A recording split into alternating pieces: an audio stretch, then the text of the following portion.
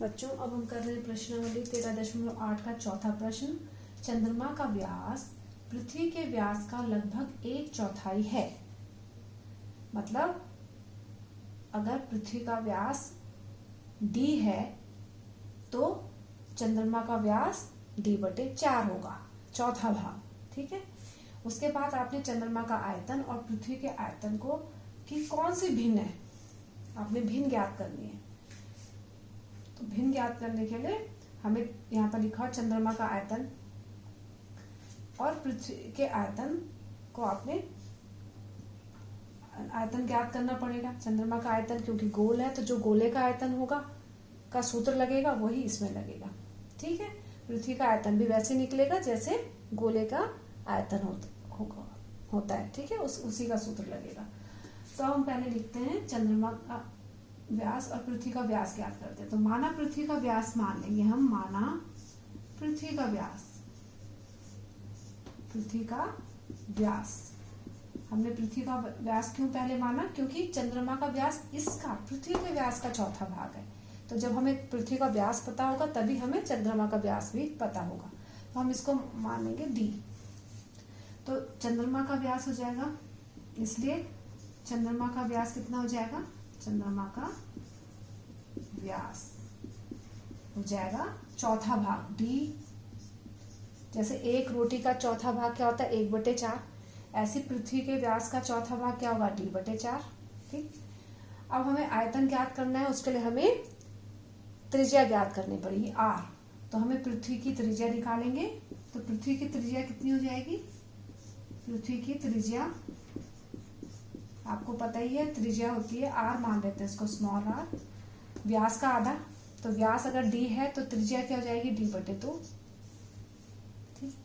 अब चंद्रमा की त्रिज्या कितनी हो जाएगी, चंद्रमा की त्रिज्या हो जाएगी, यानी इसको हम मान लेते हैं कैपिटल R। तो ये हो जाएगी d/4 है, ये व्यास है, व्यास का आधा होता है तो आधा करने के लिए हम 2 से भाग करेंगे। ठीक है ना। तो 2 से हमने भाग कर दिया तो ये कितना आ गया, d/8। ये चंद्रमा की त्रिज्या आ गई। अब हमें पृथ्वी की त्रिज्या भी पता है, चंद्रमा की त्रिज्या भी पता है। तो हम क्या करेंगे, अब चंद्रमा का आयतन और पृथ्वी के आयतन को हम भिन्न के रूप में लिखेंगे। तो चंद्रमा का आयतन पहले लिखा है तो पहले चंद्रमा का आयतन ऊपर लिखेंगे। तो चंद्रमा का आयतन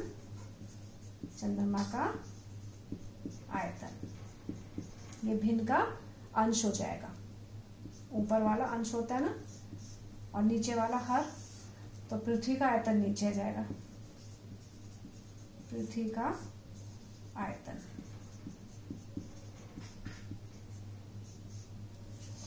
चंद्रमा का आयतन का सूत्र 4/3 पाई r, कैपिटल R माना हुआ, कैपिटल R क्यूब बटे 4/3 पाई स्मॉल r क्यूब। पृथ्वी का स्मॉल r है तो हमने r लिखा सूत्र में, इसमें कैपिटल R माना तो हमने r लिखा। अब देखो ये कट रहा है, 4/3 से 4/3, पाई से पाई, ऊपर क्या बचा, r क्यूब बटे r छोटा small r cube. Capital R यानी चंद्रमा का त्रिज्या कितनी है, d/8। तो हम लिख देंगे d/8 गुणा d/8 गुणा d/8।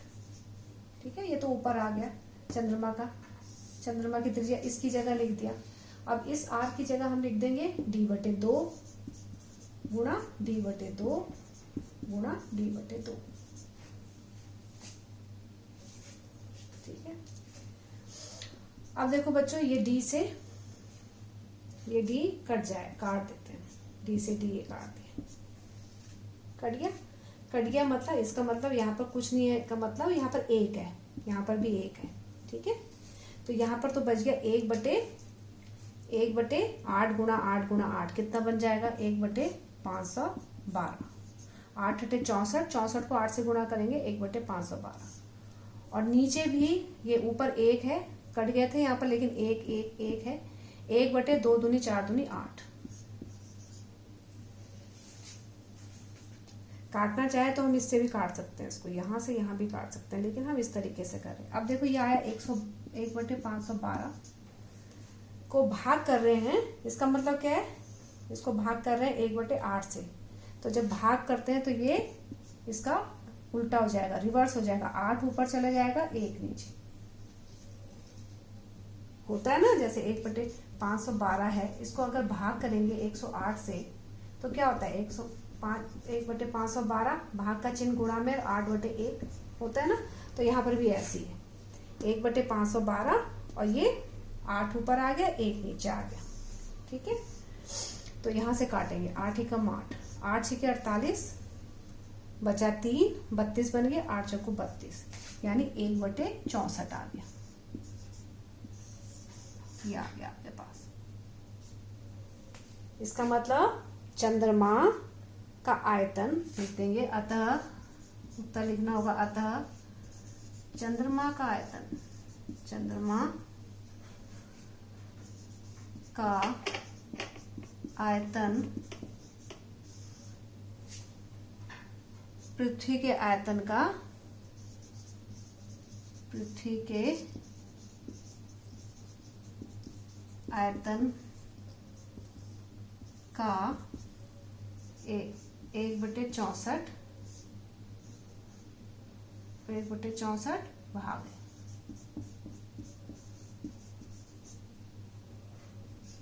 ठीक है, ये आपका आंसर हो गया। केवल ये ध्यान रखना कि आपने ये d माना है तो ये d/4 हो गया, फिर इनकी त्रिज्या निकाली तो d/2 हो गया, इसकी त्रिज्या निकाली तो d/4 का भी आधा हो गया।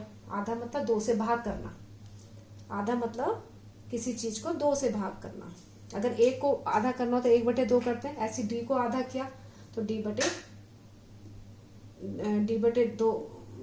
हो गया, d/4 का आधा किया तो d/8 हो गया। उसके बाद आपने आयतन ज्ञात किया, आयतन का, चंद्रमा का आयतन और पृथ्वी का आयतन को आपने भिन्न के रूप में लिखा और ये आपका उत्तर 1/64।